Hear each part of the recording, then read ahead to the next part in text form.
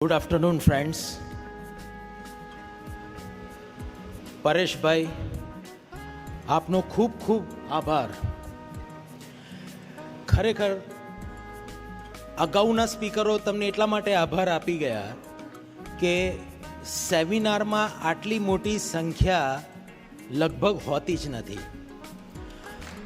પરંતુ અમરભાઈ અને હું એટલા માટે આભાર આપીએ છીએ કે પોસ્ટ લંચ સેશનમાં રાજકોટમાં ધેટ ઓલ્સો ક્રેડિટ વર્ધી. મેં એવું નક્કી કર્યું હતું કે સૌરાષ્ટ્રની ભૂમિ જ એવી છે કે જ્યાં ભગવાન આવે તોય બપોરે સૂવે સવારે સૂવે ભક્તોએ જગાડવા પડે. જેમ કે નરસિંહ મહેતાએ જ કહ્યું કે જાગને જાદવા કૃષ્ણ ગોવાળિયા તુજ વિન ધેન કોણ જાશે. પણ પછી પરેશભાઈએ જ મને કહ્યું કે ના એની જરૂર નહીં પડે, કારણ કે આ પ્રોગ્રામ બી આપણે દેવ ઉઠી 11 પછી જ રાખ્યો છે. પરંતુ ખરેખર પરેશભાઈ, ટચવુડ, આ એક આવો શબ્દ અંગ્રેજીમાં આવ્યો છે એટલે હું વાપરું છું, પણ યથાર્થતા એ છે કે આ સેમિનાર જેટલી સંખ્યાથી છે તેવી સંખ્યા હજી સુધી ક્યાંય થઈ નથી. That is true. આમ તો પોતાની જાતને પોતાએ બહુ ઓળખાણ ન આપવી જોઈએ, પણ હું જે બોલી ગયો એની યથાર્થતા તમને કહું છું કે મેં આવા ઘણા બધા સેમિનારમાં વક્તા તરીકે ભાગ લીધેલો છે, પરંતુ આ સેમિનાર તદ્દન અળગો નીકળ્યો. એટલે હવે જે બીજા લોકો સેમિનાર કરશે તેમને માટેનું બેન્ચમાર્ક આ સંખ્યા છે. This is really true, I am telling you. આ બપોર પછીનું સેશન, સરસ જમણવાર, થોડી ગરમી અને અહીંયા ઠંડક, એટલે સામાન્ય રીતે આંખના પોપચા ઢળી જાય. પણ રાહત ઇન્દોરી કરીને એક ગઝલકાર થઈ ગયા, એમના એક શેર યાદ આવે છે, પરંતુ એમાં થોડુંક એમેન્ડમેન્ટ મેં કર્યું છે, કારણ કે કાનૂનનો વિષય રહ્યો એટલે આપણે એમેન્ડમેન્ટ તો કરવાના જ. નીંદ સે જાગો તો કુછ ખ્વાબ દિખાएंगे तुम्हें, नींद से जागो तो कुछ ख्वाब दिखाएंगे तुम्हें, चलते फिरते हुए महताब को दिखाएंगे तुम्हें, चांद छत पे हैं और सूरज हर आंगन में, तुम यूं ही मिला करो, हम कानून की किताब दिखाएंगे तुम्हें. અને આમે જે વિષય પર મને બોલવાનું કહ્યું છે એ કાયમ માટે સૂઈ ગયેલા માણસનો જ વિષય છે, જેના જ વારસો હવે જાગૃત થયેલા છે. હિન્દુ સક્સેશન એક્ટ 1956માં ધરખમ ફેરફાર આવ્યો, જેમ મુરબ્બીએ જણાવ્યું એ 2005માં. 2005માં હિન્દુ સક્સેશન એક્ટમાં સૌથી મોટો જે ધરખમ ફેરફાર આવ્યો એ સેક્શન 6માં. બીજા નાના નાના આનુષાંગિક સુધારા તો છે જ, પરંતુ આ સેમિનારને ધ્યાનમાં રાખીને સેક્શન 6 પર વધારે મહત્વ આપી અને બીજી અન્ય બાબતો જેમ કે સેક્શન 8 ટુ સેક્શન 10, સેક્શન 14, 15 અને 16 અને છેલ્લે સેક્શન 3030. પરંતુ જે છેલ્લું સેક્શન 30 છે એ તો આપણી કદાચ ચર્ચા દરમિયાન જ આવરી લેવામાં આવશે, હું વણી લઈશ. પણ એના હિન્દુ સક્સેશન એક્ટના આજની તારીખમાં આ 3 મહત્વના ભાગો. હિન્દુ સક્સેશન એક્ટ 1956માં જે સેક્શન 6 આવ્યું હતું તેમાં ધરખમ ફેરફાર કર્યો હિન્દુ સક્સેશન એમેન્ડમેન્ટ એક્ટ 2005, જે 9 સપ્ટેમ્બર 2005ની તારીખથી અમલવારીમાં આવ્યો. 9th September 2005 is a cut-off date for our discussion. તો ધરખમ ફેરફારમાં શું થયું?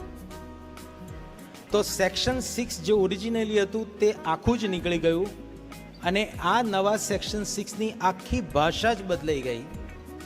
એનું સ્ટાર્ટિંગ જ એવી રીતે થયું કે on and from the commencement of the Hindu succession amendment act 2005,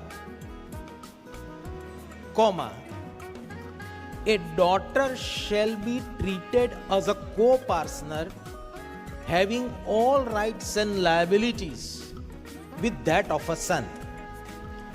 સૌથી પહેલી ધરખમ ફેરફાર આ. ટૂંકમાં કહું તો આ જે એમેન્ડમેન્ટ એક્ટ આવ્યો તેની અમલવારીથી તરત જ દીકરીને કો પાર્ટનરનો દરજ્જો આપવામાં આવ્યો અને તેમના હકો જે દીકરાને મળતા આવેલા છે તેવા જ સમોવડિયા હકો દીકરીને પણ મળશે. This is the first provision. આનું એનાલિસિસ થોડી વાર પછી કરીએ. સેકન્ડ પ્રોવિઝન એ બીજું મહત્વનું એ કે એની male Hindu in a Mitakshara coparcenary property dies intestate, એટલે કે કોઈ મેલ હિન્દુ મિતાક્ષરા હિન્દુ સંયુક્ત કુટુંબની પ્રણાલીમાં વિલ વગર મૃત્યુ પામે તો તેનો હક સર્વાઈવરશીપને આધારે નહીં પણ આ કાયદાના સક્સેશનના રૂલ મુજબ કરવામાં આવશે. That is second point. Third point એમ કહેવામાં આવ્યો કે જો આ સ્ત્રીઓને અથવા દીકરીઓને જે હક આપવામાં આવ્યો છે તે હક મળ્યા પહેલાં, એટલે કે 9/9/2005 પહેલાં, અને એમાં એક કટ ઓફ ડેટ મૂકી પાછી બીજી કે 20 ડિસેમ્બર 2004 પહેલાં હિન્દુ સંયુક્ત કુટુંબની મિલકત વેચાઈ ગઈ હોય કે ડિસ્પોઝ ઓફ થઈ ગઈ હોય કે વિલ દ્વારા કોઈ અન્યને મળી ગઈ હોય અથવા તો તેમાં પાર્ટીશન થઈ ગયેલું હોય તો તેવી મિલકતમાં આ કાનૂન દ્વારા દીકરીને મળતો હક લાગુ પડશે નહીં. હવે આપણે એનાલિસિસ શરૂ કરીએ. એક્સપ્લેનેશન જે સેક્શન 6માં પછી નીચે ઉમેરવામાં આવ્યું એમાં પાર્ટીશન એટલે શું એની વ્યાખ્યા આપી કે પાર્ટીશન એટલે એ પાર્ટીશન કે જે રજિસ્ટર્ડ ડોક્યુમેન્ટ દ્વારા થયેલું હોય તે, અથવા તો કોર્ટે સિવિલ કોર્ટે જે ડિગ્રી પાસ કરેલી હોય તે. બસ અહીંયા એક્સપ્લેનેશન અહીંયા અટકી ગયું. એટલે એક્સપ્લેનેશનમાં પાર્ટીશનની વ્યાખ્યા બે જ રીતે કરી. એક કે પાર્ટીશન જે રજિસ્ટર્ડ ઇન્સ્ટ્રુમેન્ટ દ્વારા કરવામાં આવેલું છે તે, અથવા તો કોર્ટની ડિક્રી દ્વારા કરવામાં આવેલું છે તે. આ સિવાયના ગણાશે કે નહીં ગણાય ત્યાં અસ્પષ્ટતા ઊભી રહી, કારણ કે એક્સપ્લેનેશન છે, આ સમજૂતી. આ અર્થઘટનને લઈને તરત જ કેટલાક પ્રશ્નો ઉપસ્થિત થયા કોર્ટોમાં. પહેલો જ પ્રશ્ન એ ઉપસ્થિત થયો કે શું આ જે સુધારો 9/9/2005 દિવસથી અસ્તિત્વમાં આવ્યો તો તે સુધારો પ્રોસ્પેક્ટિવ એટલે હવે પછી લાગુ પડશે કે રિટ્રોસ્પેક્ટિવ? એટલે બીજા શબ્દોમાં કહીએ તો આ સુધારો 9/9/2005 પછી જન્મેલી દીકરીઓને લાગુ પડશે કે જે દીકરીઓ ઓલરેડી છે તેમને પણ લાગુ પડશે? આમાં પણ જુદી જુદી હાઈકોર્ટે જુદા જુદા મંતવ્યો આપ્યા. બીજો પ્રશ્ન, આપણે એનો જવાબ હમણાં શોધીએ. બીજો પ્રશ્ન, પાર્ટીશન એટલે કેવું પાર્ટીશન? શું ઓરલ પાર્ટીશન ભૂતકાળમાં થઈ ગયું હોય, એટલે 9/9/2005 પહેલા ઓરલ પાર્ટીશન થઈ ગયું હોય જે કસ્ટમરી હિન્દુ લો પ્રમાણે ચાલી શકે તેમ છે, તો શું એવા પાર્ટીશનો સદંતર વોઇડ ગણાશે? બીજા શબ્દોમાં કહીએ તો શું એવા પાર્ટીશનો હવે રીઓપન થશે? આ બીજો પ્રશ્ન.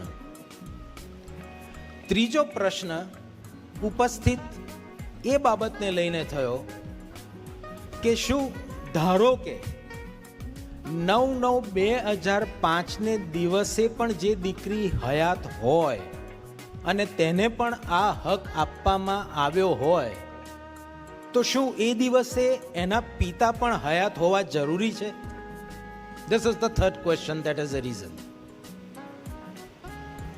અને ચોથો પ્રશ્ન એવો ઉપસ્થિત થયો કે કોઈ દાવો છે જેમાં પ્રિલિમિનરી ડિક્રી પાર્ટીશનની થઈ ગઈ છે, તો પણ શું દીકરીઓને આ સુધારાને લઈને 9/9/2005 પછી તે પેન્ડિંગ દાવામાં પણ લાભ મળે ખરો?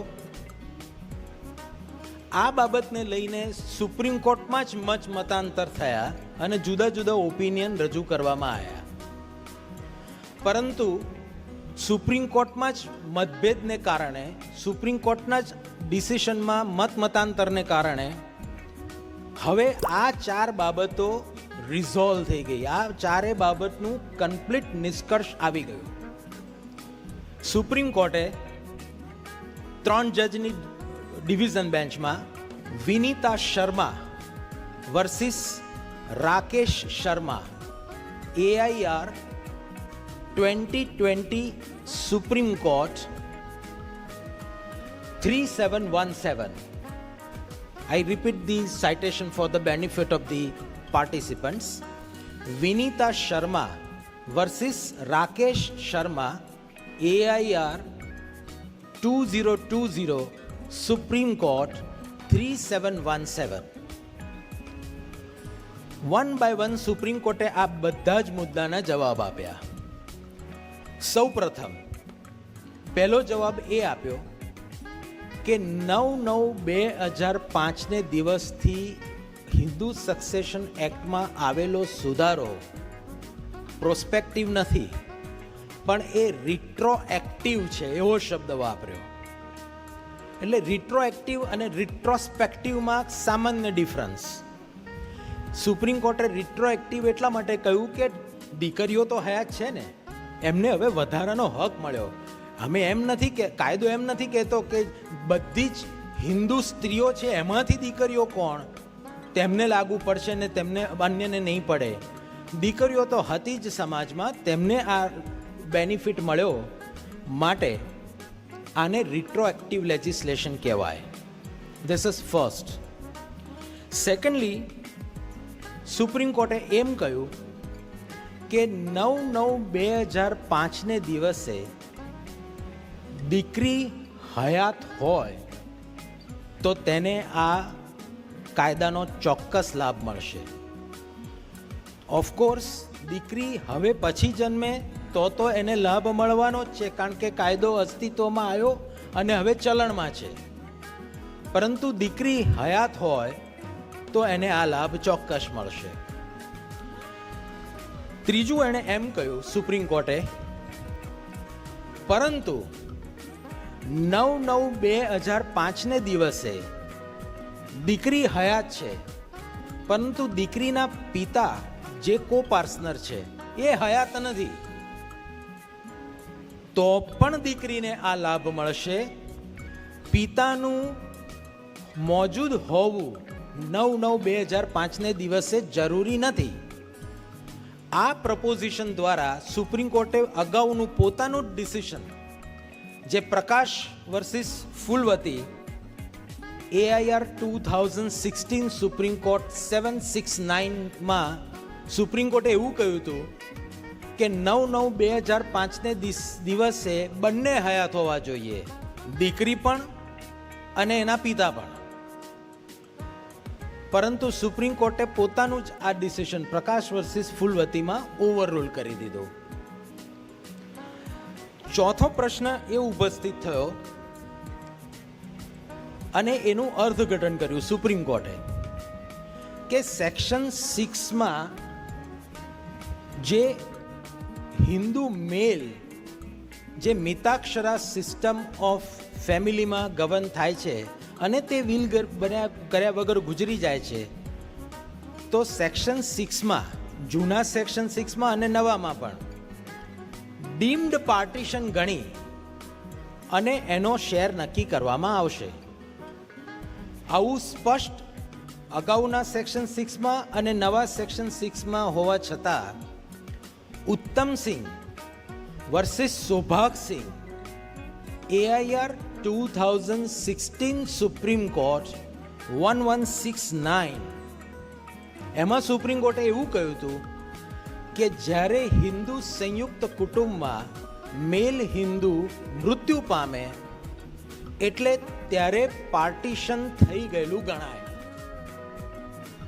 એટલે નોશનલ પાર્ટીશનનો કોન્સેપ્ટ સુપ્રીમ કોર્ટે ઉત્તમસિંહ વર્સિસ સૌભાગસિંહ, જે મેં હમણાં આપને સાઇટેશન આપ્યું AIR 2016 સુપ્રીમ કોર્ટ 1169, એમાં ફગાવી દીધેલો. કોણ જાણે કેમ પણ સુપ્રીમ કોર્ટે હિન્દુ અવિભક્ત કુટુંબની રચનામાં ભાગીદારી પેઢીનો સિદ્ધાંત લાગુ પાડ્યો. આપ જાણો છો એમ કે ભાગીદારી પેઢીમાં જો બે ભાગીદાર હોય ને એકનું મૃત્યુ થાય તો ભાગીદારી પેઢી આપોઆપ જ વિસર્જન પામે. એવો સિદ્ધાંત ભાગીદારી પેઢીના રેફરન્સ વગર પણ સિદ્ધાંત લીધો ત્યાંથી અને એપ્લાય કર્યો HUFમાં અને કહ્યું કે તે એકચ્યુઅલ પાર્ટીશન ગણાય. તો આ ઉત્તમસિંહ વર્સિસ સૌભાગસિંહનું જજમેન્ટ પણ ઇમ્પ્લાઇડલી આ વિનીતા શર્માના કેસમાં ઓવરરૂલ કરી દેવામાં આવ્યું અને જે જૂની અને નવા પ્રોવિઝનમાં જે જોગવાઈ છે તે ફરી પાછી પ્રસ્થાપિત કરી દેવામાં આવી કે જ્યારે કોઈ હિન્દુ મિતાક્ષરા સિસ્ટમ ઓફ લોમાં મૃત્યુ પામે વિલ વગર તો તેનો શેર નક્કી કરતી વખતે ડીમ્ડ પાર્ટીશન એટલે કે નોશનલ પાર્ટીશન ગણવાનું છે, એકચ્યુઅલ પાર્ટીશન થયેલું ગણવાનું નથી.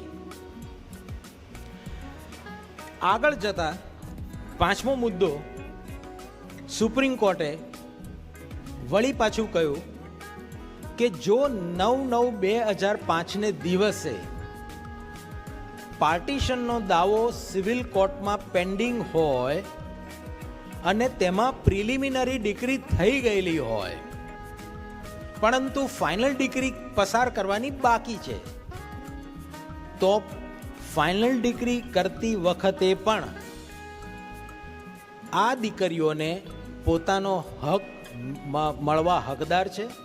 2005નો કાયદો તેમને હક આપે છે અને પ્રિલિમિનરી ડિક્રીમાં જે અનડિવાઇડેડ શેર જે ગણવામાં આવ્યા છે તે શેર રીકોમ્પ્યુટ કરવા અને ફાઇનલ ડિક્રી પસાર કરવામાં આવશે.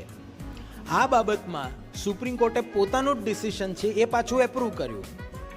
અગાઉ સુપ્રીમ કોર્ટે આ બાબત વિશે છણાવટ કરીને કહી દીધેલું હતું ગૌરી કોટેશ્વરમમાં versus Chakari Yanadi AIR 2012 supreme court 169, એમાં કહ્યું હતું કે જો પાર્ટીશનનો દાવો સિવિલ કોર્ટમાં પેન્ડિંગ હોય, પ્રિલિમિનરી ડિક્રી પસાર થઈ ગઈ હોય, ફાઇનલ ડિક્રી બાકી હોય તો પણ 2005નો કાયદો દીકરીને લાભ આપે છે અને સિવિલ કોર્ટે ફાઇનલ ડિક્રી પસાર કરતી વખતે દીકરીનો પણ ભાગ ગણવાનો રહેશે.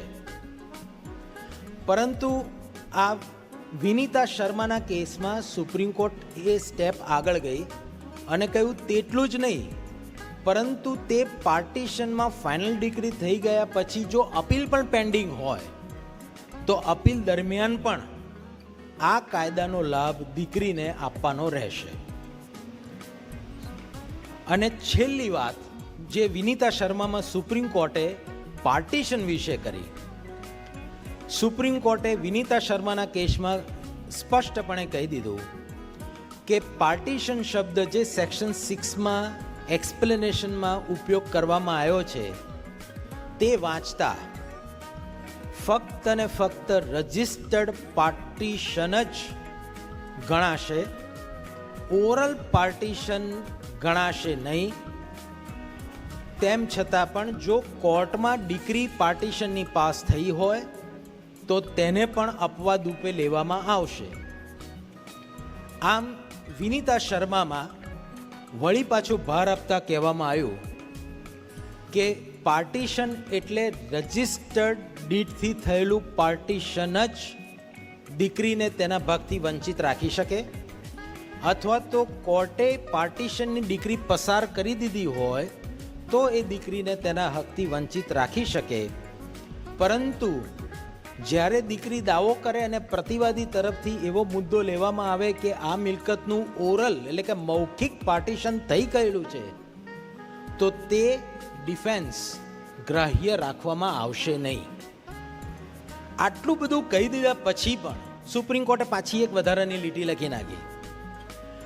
કેટલાક અપવાદરૂપ સંજોગોમાં જ મૌખિક પાર્ટીશન કોર્ટ ધ્યાનમાં લઈ શકે છે, પરંતુ જ્યારે મૌખિક પાર્ટીશનની દલીલ રજૂ કરવામાં આવે ત્યારે મૌખિક પાર્ટીશન પબ્લિક ડોક્યુમેન્ટ્સ અને પાર્ટીની કંડક્ટથી પુરવાર કરવાના રહેશે. માટે આમ જોવા જઈએ તો ઓરલ પાર્ટીશનની વાત 100% કાઢી નાખવામાં નથી આવી. ઓફકોર્સ સુપ્રીમ કોર્ટે ભાર આપ્યો છે રજિસ્ટર્ડ ઇન્સ્ટ્રુમેન્ટ દ્વારા પાર્ટીશન કરવાની અથવા તો કોર્ટ ડિક્રી દ્વારા કરવાની, પરંતુ ઓરલ પાર્ટીશન મૌખિક પાર્ટીશનનો મુદ્દો પણ સૂક્ષ્મ રીતે પણ હજી દલીલ રૂપે રાખ્યો છે. સુપ્રીમ કોર્ટે આ ખૂબ ચર્ચા કરી, છણાવટ કરી અને જે મેં આપને જણાવ્યા તેમ અગાઉના કેસીસની કોન્ટ્રોવર્સી રિઝોલ્વ કરી દીધી. આજની તારીખમાં પણ એટલે કે 2025માં પણ વિનીતા શર્મા વર્સિસ રાકેશ શર્માનો કેસ છે. That is the final authority on interpretation of section 6 of the Hindu succession act. ત્યારબાદ ઘણી બધા હાઈકોર્ટના નિર્ણયો આ જ આધારે આવેલા છે. બીજો એક મુદ્દો સુપ્રીમ કોર્ટ સમક્ષ સેક્શન 6 ને જ આનુષાંગિક રીતે એક ઉત્પત્તિઓ અને તે ઇલેજિટિમેટ ચાઇલ્ડ વિશેનો હતો. તમે બધા જ જાણો છો એમ કે ઇલેજિટિમેટ ચાઇલ્ડને પોતાના ફાધરની પ્રોપર્ટીમાં હક મળે, પરંતુ તે તો લો સેટલ થઈ ગયો હતો. પ્રશ્ન એવો થયો હતો સુપ્રીમ કોર્ટમાં કે જો ઇલેજિટિમેટ ચાઇલ્ડ હોય તો તેને કોપાર્સનરી પ્રોપર્ટીમાં ભાગ મળે કે કેમ. આમાં પણ ખૂબ જ મતાંતરો પ્રવેરતા હતા. જુદી જુદી હાઈકોર્ટે પણ જુદા જુદા નિર્ણયો લીધેલા હતા, પરંતુ ફાઇનલી સુપ્રીમ કોર્ટે ફૂલ બેન્ચથી Revanna Siddappa versus Mallikarjun AIR 2023 supreme court 4707 એમાં આ કોન્ટ્રોવર્સી પૂરી કરી દીધી. સુપ્રીમ કોર્ટે કહ્યું કે જે કોઈ બાળક વોઇડ કે વોઇડેબલ મેરેજ પરત્વે જન્મ લે તો સમાજ માટે ભણે એ ઇલેજિટિમેટ ચાઇલ્ડ કહેવાય, પરંતુ એ ઇલેજિટિમેટ ચાઇલ્ડ ના ગણાય, કારણ કે section 16 of the Hindu marriage act મુજબ એને પણ કેટલાક હકો આપવામાં આવેલા છે. પરંતુ તેમ છતાં પણ ભલે એ બાળક ઇલેજિટિમેટ ચાઇલ્ડ વોઇડ અને વોઇડેબલ મેરેજીસમાંથી જન્મેલું હોય, એ ઇલેજિટિમેટ ન કહેવાય, તેમ છતાં પણ તેને કોપાર્સનરી પ્રોપર્ટીમાં કોઈ હક મળશે નહીં. એટલે આ બાબતની પણ સ્પષ્ટતા કરી દીધી. એટલે પરિણામ સ્વરૂપે કોઈ બાળક વોઇડ અથવા વોઇડેબલ મેરેજ પરત્વે જન્મેલું હોય તો તેને પોતાના પિતાને જે શેર મળે તે શેરમાં જ પોતાનો હક મળી શકે. એ પોતે કોપાર્સનર તરીકે પોતાનું અસ્તિત્વ ધરાવતું નથી. So this is also clarified. વળી પાછો બીજો પ્રશ્ન સુપ્રીમ કોર્ટમાં આવ્યો કે જે કોઈ બાળક લિવ ઇન રિલેશનમાં જન્મેલું હોય તો એની શું પરિસ્થિતિ? શું એ કોપાર્સનર ગણાય કે એ ઇલેજિટિમેટ ગણાય? પણ આ બાબતમાં પણ સુપ્રીમ કોર્ટે ભારથા કે છે ને, Bharatha Mata versus R Vijaya Ranganathan AIR 2010 supreme court 2685 આમાં સુપ્રીમ કોર્ટે કહી દીધું કે કોઈ બાળક લિવ ઇન રિલેશનશિપમાં જન્મેલું હોય તો તેને કો પાર્ટનર ગણી શકાશે નહીં અને કો પાર્ટનરી મિલકતમાં તેનો કોઈ પણ હક પોસાશે નહીં. This is with regard to status of a child. બીજો એક પ્રશ્ન સળગતો એ ઊભો થતો હતો સમાજમાં અને કેટલીક ટ્રાયલ કોર્ટ અને હાઈકોર્ટમાં કે જ્યારે સેક્શન 6 દ્વારા નવા સેક્શન 6 દ્વારા એવું કહેવામાં આવેલું છે કે 9/9/2005 પછી દીકરી કો પાર્ટનર ગણાશે અને તેને તે તમામ હકો મળશે જે દીકરાને મળતા આવેલા છે. એનો અર્થ એવો થયો કે જે દીકરાને પણ કોપાર્સનરી પ્રોપર્ટીમાં હક મળે છે તેવો જ હક દીકરીના દીકરાને પણ મળવો જોઈએ. સામાન્ય સામાજિક ભાષામાં આપણે વાત કરીએ તો ભાણિયો તેના મામાની પ્રોપર્ટીમાં શેર માગી શકે કે કેમ તે એક પ્રશ્ન ઉપસ્થિત થયો હતો. બધા જુદા જુદા ઓથરે જુદી જુદી કોમેન્ટ્રી આપી, પરંતુ હજી આ નિર્ણય સુપ્રીમ કોર્ટ સુધી નથી પહોંચ્યો. પરંતુ 3 સપ્ટેમ્બર 2025ના રોજ, just 10 weeks week back, Bombay high court એ આનો સદંતર ખુલાસો કરી નાખ્યો અને બોમ્બે હાઈકોર્ટે વિશ્વાંબર વર્સિસ સુનંદા, જે જજમેન્ટ હવે રિપોર્ટ થવાનું બાકી છે પણ એની સિવિલ રિવિઝન એપ્લિકેશન નંબર 119/2025 હતી, એમાં બોમ્બે હાઈકોર્ટે સ્પષ્ટપણે કહી દીધું કે જો દીકરી હયાત હોય તો દીકરીની હયાતી દરમિયાન તેનો દીકરો તેના નાનાની મિલકતમાં એટલે કે તેના મામાની મિલકતમાં પણ પાર્ટીશનનો દાવો કરી શકે નહીં અથવા તો હક માગી શકે નહીં. કલમ 6ના સુધારા મુજબ જો દીકરી હયાત ન હોય તો જ તે દીકરાને અમુક હકો એ દીકરી પરત્વે મળે છે, પરંતુ દીકરીની હયાતી દરમિયાન તેનો દીકરો મામાની પ્રોપર્ટીમાં કે તેના નાનાની પ્રોપર્ટીમાં કોઈ ભાગ મેળવવા હકદાર રહેતો નથી. અને એમાં એક સરસ લોજિક આપવામાં આવ્યું છે કે ભલે સેક્શન 6ની જે ભાષા છે તે એમ કહે છે કે જે હકો દીકરાને મળતા હતા તે તમામ હકો દીકરીને મળશે, પરંતુ દીકરીને કોપાર્ટનરનું સ્ટેટસ આપવામાં આવ્યું છે એ આપણે વાંચીએ છીએ પણ છતાં ભૂલી જઈએ છીએ. અને એને માટે બોમ્બે હાઈકોર્ટે આપણને કહ્યું કે મુલ્લા હિન્દુ લોના 212 નંબરના પેરેગ્રાફમાં કોપાર્ટનરી એટલે શું તેની એક્ઝોસ્ટિવ વ્યાખ્યા આપી છે. ટૂંકમાં કહીએ તો કોપાર્ટનર એટલે એવું બાળક, પહેલા સન હવે ડોટર, એ એવું બાળક કે તે ફેમિલીમાં જન્મેલું હોય અને જન્મથી એને રાઈટ મળે. દીકરીનો દીકરો દીકરીના ફેમિલીમાં જન્મેલો ગણાય નહીં, માટે એ કોપાર્ટનર નથી, અને એ કોપાર્ટનર નથી માટે તે એના મામાની પ્રોપર્ટીમાં કે એના નાનાની પ્રોપર્ટીમાં હક મેળવવા હકદાર રહેતો નથી. This is what the Bombay High Court said. એક બીજું પણ જજમેન્ટ આવ્યું, પણ એ સેક્શન 6ને અનુરૂપ નથી, જુદું છે, પરંતુ આનો ઉલ્લેખ જ્યારે આપણે બાળકોની વાત કરીએ છીએ તો એ પણ કરી દઉં, જે હમણાં સુપ્રીમ કોર્ટે રિસન્ટલી જ કહ્યું. ફેક્ટ્સ ઓફ ધ કેસ એમાં એવા હતા કે એ મેલ હિન્દુ એટલે કે હસબન્ડ એ વિલ કર્યા વગર ગુજરી ગયો, એટલે તેની પત્ની વિધવા બની, શી બીકેમ એ વિડો. પરંતુ તેઓને તે વખતે કોઈ બાળક હતું નહીં, માટે હસબન્ડની જ્યાં જ્યાં જે પ્રોપર્ટી હતી સ્વપાર્જિત અને એના હિન્દુ સંયુક્ત કુટુંબમાં તેનો રહેલો શેર તે તમામ આ વિધવાને મળ્યો.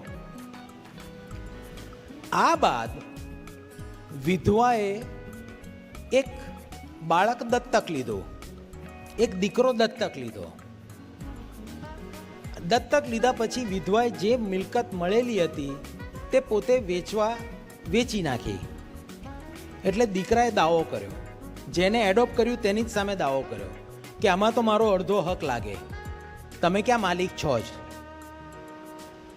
તો સુપ્રીમ કોર્ટે Shri Mukesh versus Sangram 2025 1 supreme court reports page number 62માં એવું કહ્યું કે જ્યારે વિધવા કોઈ બાળકને દત્તક લે તો then that adoption relates back to the death of the husband. A adoption relate back થાય છે to the death of the husband. That means as if that child is alive on the date of the death of the husband. પરિણામ સ્વરૂપ એને પણ 1/2 હક એની ફાધરની મિલકતમાં લાગે, અને જેથી કરીને વિડો હવે જ્યારે વેચાણ કરી રહી છે તો તેમાં તેનો સંપૂર્ણ હક નથી, તેના બાળકનો પણ, જે એડોપ્ટેડ ચાઇલ્ડ છે તેનો પણ અડધો ભાગ લાગે. So these are the few progressives in the context of section 6. પરંતુ હિમાચલ પ્રદેશમાં એક અદ્ભુત મુદ્દો ઉપસ્થિત થયો કે શું જે ટ્રાન્સજેન્ડર છે એને સેક્શન 6નો લાભ મળે, અથવા તો બહોળા સ્વરૂપમાં વાત કરીએ તો સેક્શન 6 નહીં પણ આખો હિન્દુ સક્સેશન એક્ટ છે તેના કોઈ પણ જોગવાઈનો લાભ ટ્રાન્સજેન્ડરને મળે. આ issue Sweety versus general public AIR 2016 Himachal Pradesh page 148માં ઊભો થયો. પરંતુ હિમાચલ પ્રદેશ હાઈકોર્ટે કહ્યું કે transgender is not a co-partner nor it can have any religion, એટલે એમને હિન્દુ લો જ લાગુ ન પડે. They will be govern by their customs. તેમના જે રીત રિવાજો છે તે રીત રિવાજો મુજબ તેમનું સક્સેશન થાય, હિન્દુ લો જ એમને લાગુ પડતો નથી. આ પછી 2019માં ટ્રાન્સજેન્ડરનો કાયદો આવ્યો, પરંતુ યાદ રાખવા બાબત એવી છે કે ટ્રાન્સજેન્ડરના કાયદામાં 3rd કોલમ એટલે કે ત્રીજી જાતિ, ત્રીજી જેન્ડર ઊભું કરવાની વાત છે, રિલિજનની વાત નથી. That means still the Himachal Pradesh High Court's decision is holding the field. It is valid. આ રૂપરેખા થઈ સેક્શન 6ની. આ પછીનો મહત્વનો મુદ્દો આવી રહ્યો છે સેક્શન 8, 9 અને 10નો. સેક્શન 8 હિન્દુ સક્સેશન એક્ટ 1956 મુજબ એ એવું કહે છે કે જો કોઈ હિન્દુ સંયુક્ત કુટુંબમાં સભ્ય હોવાને કારણે અને મિતાક્ષરા લો એને એપ્લિકેબલ થવાને કારણે જો મૃત્યુ પામે વિધાઉટ મેકિંગ અ વિલ, તો તેનું સક્સેશન હિન્દુ સક્સેશન એક્ટ દ્વારા થશે, પરંતુ સર્વાઈવરશિપ દ્વારા નહીં થાય, અને તેનું સક્સેશન નીચે મુજબ થશે. નંબર 1, સૌ પ્રથમ તેનો જેટલો હિસ્સો હશે તે તમામ ક્લાસ 1 એર્સમાં વહેંચાશે. પછી જો કોઈ ના હોય તો ક્લાસ 2 એર્સમાં જણાવેલા સંબંધો છે તેમાં વહેંચણી થશે. જો તેમાં પણ કોઈ ન હોય તો તેની મિલકતની વહેંચણી એગ્નેટ્સ એટલે those relatives fully related by blood through father, તો તેમાં જશે. અને એ પણ ન હોય તો છેલ્લે કોગ્નેટ્સમાં જશે. That means those relatives who are not related by blood. આ પ્રમાણે હિન્દુ સક્સેશન એક્ટ સેક્શન 8માં મિતાક્ષરા પ્રોપર્ટીનું જનરલ સક્સેશનની વાત કરી. સેક્શન 10 જોઈએ. સેક્શન 10 નિયમો બાંધી દીધા. સેક્શન 10માં એવું કહેવામાં આવ્યું કે જે ક્લાસ 1 heirs છે, વારસદારો જે ક્લાસ 1માં દર્શાવેલા છે, તે તમામ વારસદારો સાથે અને ભેગા સમપ્રમાણમાં તે શેરના હકદાર અથવા ભાગીદાર થશે. પરંતુ એ ક્લાસ 1માં બે અજુગતી વસ્તુઓ છે.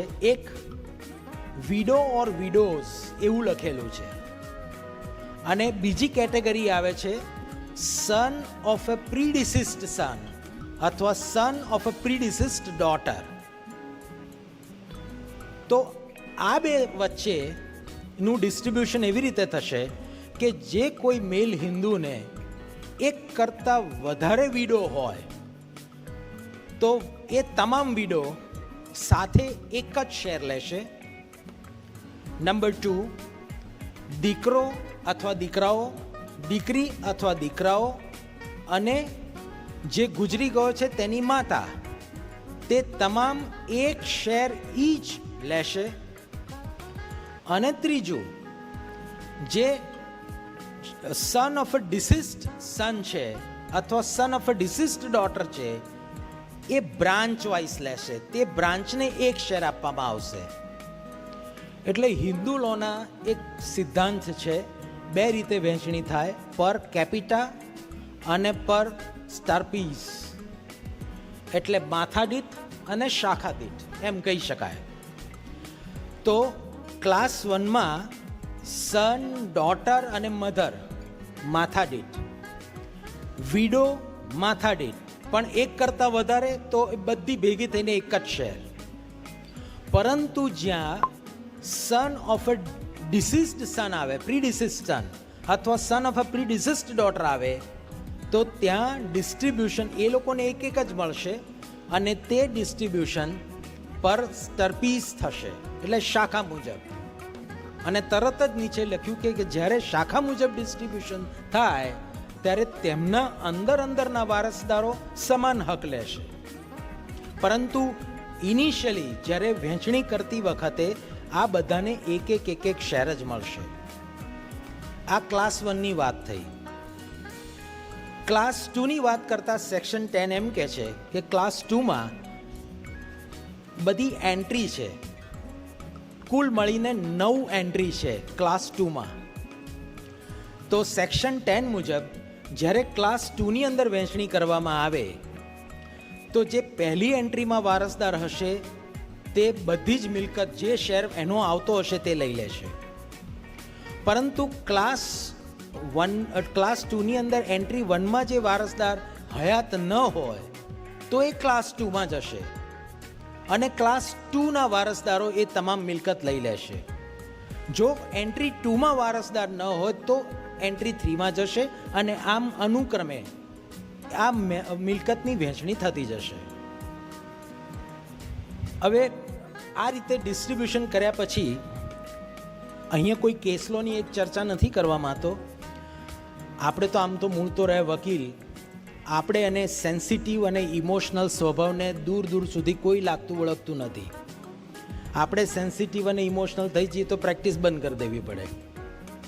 પરંતુ 1956ના કાયદામાં પણ ક્યાં ભૂલ રહી ગઈ, જે આ લોકોએ 2005ના કાયદામાં પણ સુધારી નથી, તેનો એક પ્રેક્ટિકલ દ્રષ્ટાંત આપું આજના સમાજને ધ્યાન રાખતા. ઓફકોર્સ એક એવો કિસ્સો થયો કે કમાતો અને પોતાની મિલકત ધરાવતો દીકરો ખૂબ જ યંગ એજે ગુજરી ગયો. હવે યંગ એજે ગુજરી જાય એટલે એણે વિલ કર્યું નહીં. એના પરિવારમાં એની પત્ની અને એક નાની ડોટર અને એના વૃદ્ધ પિતા, એની માતા તો પહેલાં જ ગુજરી ગયેલી હતી. એટલે જો ફેમિલીની રચના ફરી એકવાર જોઈ લઈએ તો એ જે દીકરો ગુજરી ગયો તેની પત્ની, તેની દીકરી અને તે દીકરાના પિતા આટલા વારસદાર તરીકે રહી ગયા. કેટલાક સમય સુધી તો ફેમિલી શોકમાં રહ્યું, પરંતુ ધીમે ધીમે પત્ની તરફથી હેરાનગતિ શરૂ થઈ. કોને? ફાધરને. એટલે એના માટે ફાધર ઇન લો, આ daughter in law. Father in law retire માણસ, પેન્શન આવે, ઘણું થોડું આવે. જે પેન્શન આવતું હતું તે દીકરાને ભણાવવામાં ખર્ચ ખાસો એવો કરેલો જે તે સમયે, કારણ કે દીકરો ચાર્ટર્ડ એકાઉન્ટન્ટ હતો. પરંતુ ખૂબ જ તકલીફ વધી ગઈ એટલે કાકા એક શાકની થેલીમાં ક્યાંક શાક લેવા ગયા હશે, જેમાં દૂધીનું છિલકું પણ બહાર દેખાતું હતું. તેવી થેલી લઈને વકીલ પાસે આવ્યા કે હું બહુ કંટાળી ગયો છું, મારે દાવો કરવો છે કે મારા દીકરાની મિલકતમાંથી મારો 1/3 હક મને અપાઈ દો, એટલે હું છૂટું. મારે મારી ડોટર ઇન લો અને મારી ગ્રાન્ડ ડોટર સાથે રહેવું નથી. અને એ વૃદ્ધે ખૂબ જ ભારોભાર એમનું દુઃખ વહેતું કર્યું, ખૂબ આંસુ સાર્યા અને લગભગ 15-20 મિનિટ સુધી અમારા વકીલ મિત્રએ એમને સાંભળી અને છેલ્લે કહ્યું કે કાકા, આને માટે તમારે વકીલ પાસે ના આવવાનું હોય, 1956માં જેણે કાયદો ઘડ્યો તેની પાસે જવાનું હોય, કારણ કે ફાધર એ ક્લાસ 2માં આવે છે, જ્યારે ડોટર ઇન એટલે કે વિડો અને ડોટર એ ક્લાસ 1માં આવે છે. એટલે તમને જ્યાં સુધી ક્લાસ 1વાળા છે ત્યાં સુધી ક્લાસ 2ને મિલકત શું પણ મિલકતનો ખૂણો પણ નહીં મળે. એટલે તમે જેમ છે એમ શાંતિથી જીવન પસાર કરો, ભાગ માગવા જશો નહીં. કેટલાક સમાજમાં વૃદ્ધોની આવી પરિસ્થિતિ થઈ ગઈ છે. લેજિસ્લેચરે આ બાબતમાં કેમ ધ્યાન ના દોર્યું મને ખબર જ નથી પડતી. કે એટલે હવે તમે ઇક્વેશન જુઓ કે જો ફાધર ગુજરી જાય વિલ કર્યા વગર તો દીકરો પ્રોપર્ટી હક મેળવવા હકદાર ખરો, પરંતુ જો દીકરો ગુજરી જાય તો ફાધરને પ્રોપર્ટી ના મળે. એ ક્લાસ 2માં આવે અને દીકરો ક્લાસ 1માં આવે. આપણે જેન્ડર બાયસની વાત કરીએ છીએ, મારા તરફથી કોઈ જેન્ડર બાયસની વાત હું નથી કરતો, જે કર્યું છે બધું બરાબર, પણ આ બાબત એક તલસ્પર્શી વાત છે. આ બાબતની ગંભીરતાપૂર્વક લેજિસ્લેચરે નોંધ લેવા જેવી હતી. કશો વાંધો નહીં, પણ આ પણ એક ગંભીર બાબત છે. આગળ ચાલીએ. એટલે સેક્શન 8 અને 10 મુજબ મિલકતની વહેંચણી ઇન્ટેસ્ટેડ સક્સેશનમાં કેવી રીતે થાય તેના પ્રસ્થાપિત સિદ્ધાંતો અને નિયમો ઘડી કાઢવામાં આવ્યા. અન્ય નિયમો તો બરાબર છે, પરંતુ આમાં પણ એક કોન્ટ્રોવર્સી હતી. અને કોન્ટ્રોવર્સી એ કે જ્યારે કોઈ એન્સેસ્ટ્રલ પ્રોપર્ટીમાંથી દીકરાને હક મળે સેક્શન 8 અને 10 મુજબ, તો શું એ દીકરાની એન્સેસ્ટ્રલ પ્રોપર્ટી ગણાય કે એની સેપરેટ પ્રોપર્ટી ગણાય? સો અગેન ધ ડિસ્પ્યુટ ઇઝ કે વડીલો પાર્જિત મિલકતમાંથી કોઈ હિન્દુ ગુજરી ગયો છે તેનો શેર દીકરાને મળે તો તેના હાથમાં તે વડીલો પાર્જિત મિલકત ગણાશે કે સ્વતંત્ર મિલકત ગણાશે? This issue was raised way back in 1986.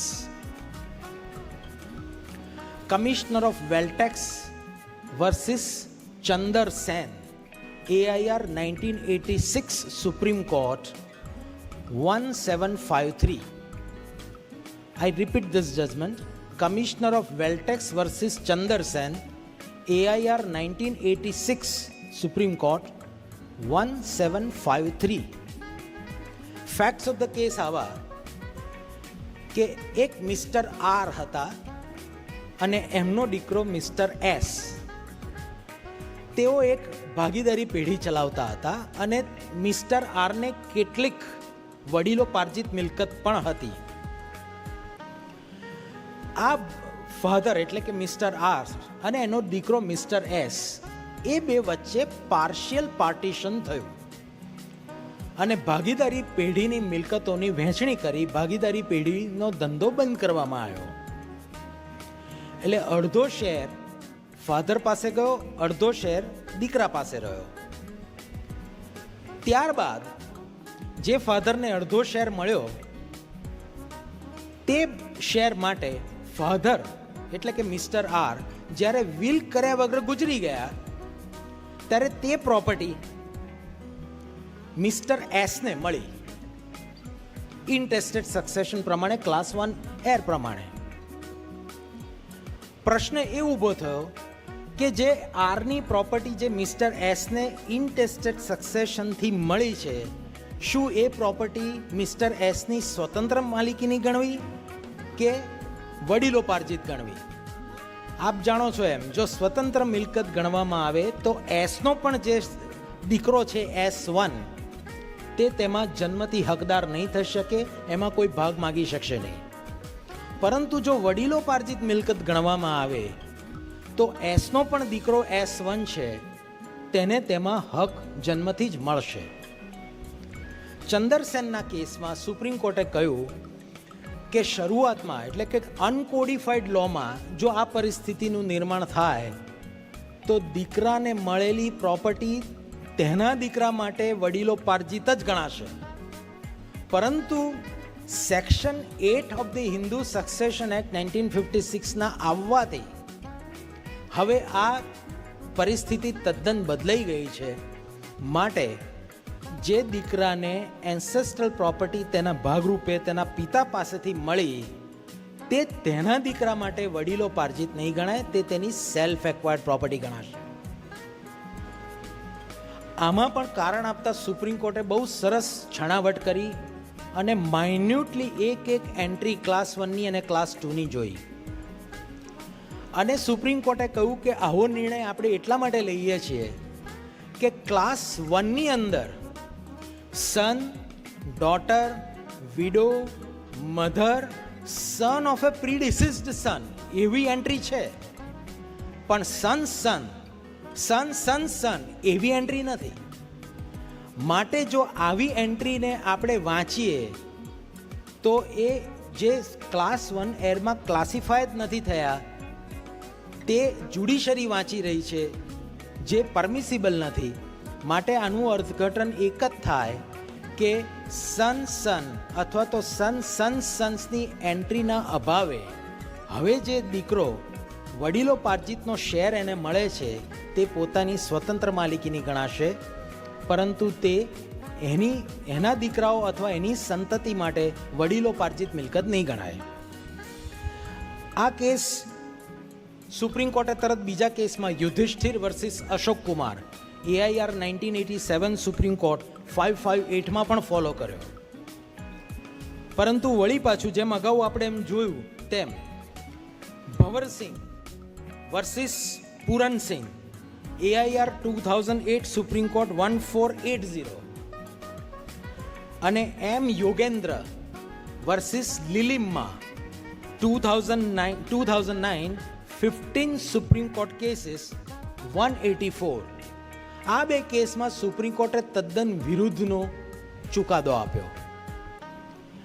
એવું પણ નથી કે પેલી પાછલી બેન્ચ હતી તે લાર્જર બેન્ચ હતી ને પેલી ઓછી બેન્ચ હતી અથવા પેલી લાર્જર બેન્ચ હતી, પરંતુ આ એમ યોગેન્દ્રના કેસમાં તો સુપ્રીમ કોર્ટે ચંદરસેનનો કેસ કન્સિડર પણ નથી કર્યો.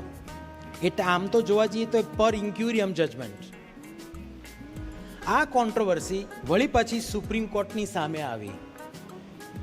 that what is the status of a share received by a male Hindu from an ancestral property, whether it is separate or it continues to be ancestral. આ બાબતને લઈને સુપ્રીમ કોર્ટે બલહાર સિંહ versus Sarvan સિંહ ના કેસમાં 2015માં larger બેન્ચને reference કર્યો. પરંતુ 2017માં આ બે પાર્ટીઓ વચ્ચે સમાધાન થઈ જતા અપીલ વિડ્રો થઈ ગઈ. એટલે વળી પાછી સુપ્રીમ કોર્ટ ત્યાં જ આવીને ઊભી રહી જ્યાં એ પહેલાં હતી. ટૂંકમાં આજની તારીખમાં આ કોન્ટ્રોવર્સી ચાલુ છે. હવે હું મારો મત કહું છું, તમને જરૂરી નથી કે બંધન કરતા રહે, મારો એનાલિસિસ વાળો મત. 1956ના કાયદામાં ઘણા બધા એવા અંદરૂની ફેરફારો પણ આવેલા છે જે સરફેસ પર નથી આવ્યા. એમાંનો એક આ ફેરફાર 1956ના કાયદા દ્વારા લગભગ એ જ વખતે મિતાક્ષરા સિસ્ટમ ઓફ લોને ખતમ કરી નાખવામાં આવી હતી. અને તેથી જ કરીને ક્લાસ 1ની એન્ટ્રીમાં સન સન, સન સન સન અથવા સન્સ ડોટર એ એન્ટ્રીઓ છે નહીં. સન ઓફ અ પ્રીડિસિસ્ડ સન છે, પણ મેં અગાઉ જે કહી એ એન્ટ્રી નથી. માટે મારા મંતવ્ય પ્રમાણે સુપ્રીમ કોર્ટનો ચંદર સેનનો ચુકાદો બરાબર છે, યોગ્ય છે.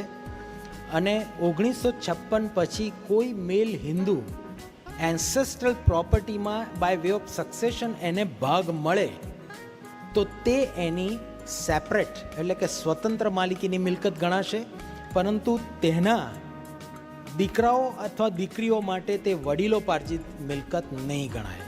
This is what my personal opinion is about. આ સેક્શન 10 ની વાત થઈ. થોડીક નાની બીજી વાત કરીએ. સેક્શન 14, 15 અને 16, આ 3 સેક્શન છે એ સ્ત્રીનું ઇન્ટેસ્ટેડ સક્સેશન હોય તો પ્રોપર્ટી કેવી રીતે જાય તેની વાત કરવામાં આવી છે. સેક્શન 14 અનઇક્વિવોકલી સેઝ કે જ્યારથી 1956નો કાયદો આવ્યો છે ત્યારથી તમામ હિન્દુ સ્ત્રી જે પ્રોપર્ટી ધરાવે છે, મિલકત ધરાવે છે, તે હવે પછી સ્વતંત્ર અને સંપૂર્ણ માલિક તરીકે ગણાશે, ભલે તેમને ઓરિજિનલી લિમિટેડ ઇન્ટરેસ્ટ મળેલો હશે તો પણ. એટલે સ્વતંત્ર અને સંપૂર્ણ માલિકીની મિલકતની ઓનરશિપ હવે સ્ત્રીઓને સેક્શન 14 મુજબ આપવામાં આવી. પરંતુ એ સેક્શનમાં એક શબ્દ એવું લખ્યો છે કે એની female Hindu possessing the property on the date of commencement of this act. Possessing means what? એટલે પોઝેશનમાં હોય એટલે એકચ્યુઅલ પોઝેશનમાં હોય એવું જરૂરી નથી. It can be in a constructive possession also. પરંતુ 2-3 હાઈકોર્ટના ચુકાદા બહુ સરસ છે જે હજી ઓવરરૂલ નથી થયા. એમાં એક એક્ઝામ્પલ એવું હતું કે 1956 પહેલાં એક હિન્દુ સ્ત્રીને લિમિટેડ ઓનરશિપની પ્રોપર્ટી મળી. તેણે તે લીઝ પર આપી દીધી. 1956 પછી સેક્શન 14 મુજબ આ તમામ સ્ત્રીઓનો હક સંપૂર્ણ થઈ ગયો અને પેલી લીઝ પણ પતી ગઈ અને પ્રોપર્ટી પાછી આવી ગઈ. પરંતુ જેને તરફથી આ પ્રોપર્ટી મળી હતી તે તમામ વારસદારોએ વાંધો લીધો કે એક વખત તમારી લિમિટેડ પ્રોપર્ટી હતી અને તમે એ ડિસ્પોઝ ઓફ એટલે તમારા પોઝેશનમાં ના કહેવાય, એટલે એ તમારી લિમિટેડ પ્રોપર્ટીશીપ ચાલુ રહી. પરંતુ આ 3 હાઈકોર્ટ એટલે કે બોમ્બે, આંધ્રપ્રદેશ અને મદ્રાસ, આ 3 હાઈકોર્ટે વ્યૂ લીધો આ જ મુદ્દા પર કે ભલે એ પ્રોપર્ટી ઓરિજિનલી લિમિટેડ ઓનરશિપની હતી, પરંતુ પોઝેશન શબ્દ એટલે એકચ્યુઅલ ફિઝિકલ પોઝેશન જરૂરી નથી. It can be constructive possession also. Lease પર આપેલી મિલકત કન્સ્ટ્રક્ટિવ પોઝેશનમાં કહેવાય અને એ 1956ના કાયદા પછી જ્યારે પરત મળે ત્યારે પરત મળેથી તે સ્ત્રી તે મિલકતની સંપૂર્ણ માલિક બને છે. So limited ownership will go. That is what section 14 is talking about. Main મુદ્દો આવે છે સેક્શન 15નો. સેક્શન 15 સક્સેશનની વાત કરે છે. સેક્શન 15 એમ કહે છે, સબસેક્શન 1 અને સબસેક્શન 2, કે જો કોઈ હિન્દુ સ્ત્રી પોતાની સ્વતંત્ર મિલકતનું વિલ કર્યા વગર ગુજરી જાય તો તેને નીચે મુજબના વારસદારોમાં વહેંચવી. નંબર 1, પહેલી કેટેગરી એ first category, son, daughter and husband. એટલે આ 3 સરખે ભાગે લેશે. Son, daughter, husband. સનમાં પ્લુરલ બી આવી જાય, સન્સ, ડોટર, હસબન્ડ અથવા સન, ડોટર્સ, હસબન્ડ, પરંતુ તેનો પરિવાર. ધેન સેકન્ડ કેટેગરી, જો આ ઉપરોક્ત પરિવારમાં કોઈ ન હોય તો તેની મિલકત, સ્ત્રીની મિલકત હસબન્ડના રિલેટિવમાં જશે. એમાંય કોઈ ના હોય તો 3, નિયમ 3, તે મિલકત તેના ફાધરને જશે, સ્ત્રીના ફાધરને જશે. અને તે પણ ના હોય તો ચોથો કે તે સ્ત્રીના મધરને જશે. This is how order of distribution is made. પરંતુ 15(2) એ નોન ઓબ્સ્ટન્ટ ક્લોઝ વાપર્યો એમાં અને કહ્યું કે જે અગાઉ કહેવામાં આવ્યું છે તે આ સંજોગોમાં લાગુ પડતું નથી. જેમ કે નંબર 1, 15(2)(1), જો આ પ્રોપર્ટી, આ મિલકત સ્ત્રીને તેના ફાધર તરફથી મળેલી હોય અને આ બીજી કન્ડિશન, અને તે સ્ત્રીને કોઈ સંતાન ના હોય જ્યારે ગુજરી ગઈ હોય ત્યારે, તો આ મિલકત તેના ફાધરને પાછી જશે. અને બીજો નિયમ બિલકુલ આનાથી વિપરીત. પરંતુ જો આ મિલકત તેના ફાધર ઇન લો અથવા તો હસબન્ડ તરફથી મળેલી હોય તો આ મિલકત તેના ફાધર ઇન લોને અથવા તેના હસબન્ડને, રિલેટિવને જશે. દેટ મીન્સ કે પ્રિન્સિપલ જે 15(2)માં ઘડી કાઢવામાં આવ્યો છે એ પેલો કોમન પ્રિન્સિપલ કહે છે કે પ્રોપર્ટી ટ્રેસીસ ધ ઓરિજિન. એટલે પ્રોપર્ટીનું મૂળ ક્યાં છે, એ મૂળ આવી ક્યાંથી, જ્યાંથી આવી ત્યાંથી તે મિલકત પાછી જશે એવો પ્રસ્થાપિત સિદ્ધાંત 15(2)માં કરવામાં આવ્યો છે. માટે અહીંયા ઘણા બધા ગ્રાસરૂટ લેવલ પર પ્રોબ્લેમ એવા હોય છે કે સ્ત્રીને મિલકત મળી હોય તેના પિતા પાસેથી અને તે સ્ત્રી ગુજરી જાય ત્યારે તેને સંતાન ના હોય, તેમ છતાં પણ હસબન્ડ અને હસબન્ડના રિલેટિવ એમાં શેર માગે. તો આ તદ્દન 15(2)ની વિરુદ્ધનું છે, કારણ કે હસબન્ડ અને હસબન્ડના અન્ય સગાવાલા, રિલેટિવ, તે આ મિલકતમાં કોઈ પણ પ્રકારનો ભાગ મેળવવા હકદાર છે જ નહીં. The property will go to the source and it will not go as per the succession prescribed under subsection 1.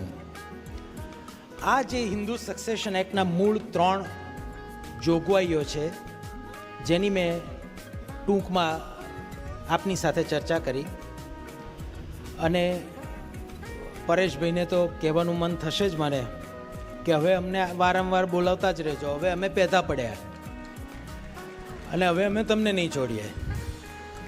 ખૂબ જ સરસ ઓર્ગેનાઇઝ કરેલું છે નેશનલ લીગલ સેમિનાર તમારા રાજકોટ બાર એસોસિએશને. અને હું સવારે હાજર હતો 12 વાગ્યાની આસપાસ, ત્યારે પણ હાઈકોર્ટની બેન્ચ વિશેની વાત થઈ રહેલી હતી. જો એમાં પણ તમને સફળતા મળે તો મારાથી ખૂબ ખૂબ શુભેચ્છાઓ છે. તો પછી આપણે મળતા જ રહીશું. પણ બેન્ચ મળે કે ન મળે, આપણો બેન્ચમાર્ક તો હવે ફિક્સ થઈ ગયો. So this is what is done and I am really thankful to all of you for listening to me with this patience. Thank you very much. Thank you.